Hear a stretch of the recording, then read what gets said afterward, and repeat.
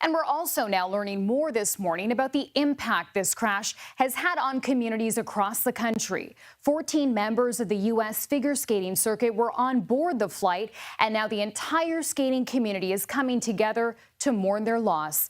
CBS News correspondent Tom Hansen is live this hour in Ashburn, Virginia, with more on this side of the story. Tom, what are you hearing there from people in the skating community where you're at and across the country? Yeah, Chanel, well, it's definitely a somber mood for yet another day here at the Ashburn Ice House. This was a skating facility where so many elite athletes were coming to train, and it was a very tight-knit community here.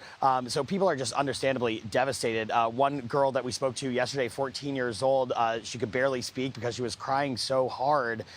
She did manage to tell us that she believes that she lost several of her best friends, in the blink of an eye. So a lot of people here just in utter shock. And when I'm pointing out the victims on the planes, we're talking about, kids as young as 10 years old in some cases, traveling with parents, coaches who have really cultivated these athletes to become the skaters that perform at the highest caliber in their age groups. So you're talking about people who are very, very close, and just a community that's devastated. Here's what one person, a young skater, had to say about it.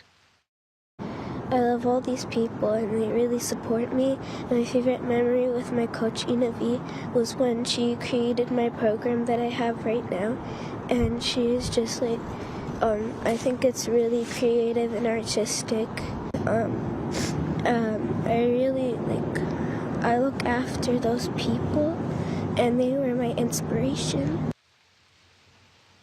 It just breaks your heart to hear these young skaters start to mourn and grieve the loss of friends and people that they looked up to. I also want to read you a statement from the Washington Figure Skating Club because there has been some confusion as to who was on the plane, people anxiously awaiting answers on exactly who passed away.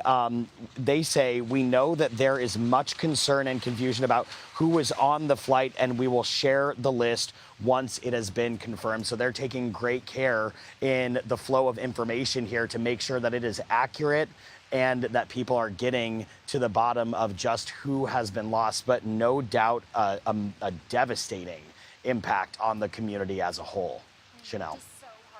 Tom, what more do we know about the other victims here, both from this community and more broadly? Yeah, well, at 5 o'clock roughly last night, we got a lot more information on some of the people who were being pulled out of the wreckage, which is obviously still an active scene, one that no doubt is being made ever more difficult by the weather conditions today with the rain and the cold. But here's what we can tell you. The victims that we have identified by using our double sourcing. 26-year-old Azra Hussein Raza, she was traveling back to D.C. on a work trip. 46-year-old Alexander Sasha Kirsanov, he was a former figure skating club coach. Kaya Duggins, a civil rights attorney and incoming professor at Howard University School of Law. Casey Crafton, a father of 3 from Salem, Connecticut. Elizabeth Ann Keys, a 33-year-old lawyer from Cincinnati, Ohio. And one of her fellow associates also passed away. And so, there are still a lot of people that have yet to be identified, a lot of suspected flyers who we need to confirm, but that list of the confirmed is certainly growing and will be growing over the coming days, Chanel. All right, Tom Hansen, thank you.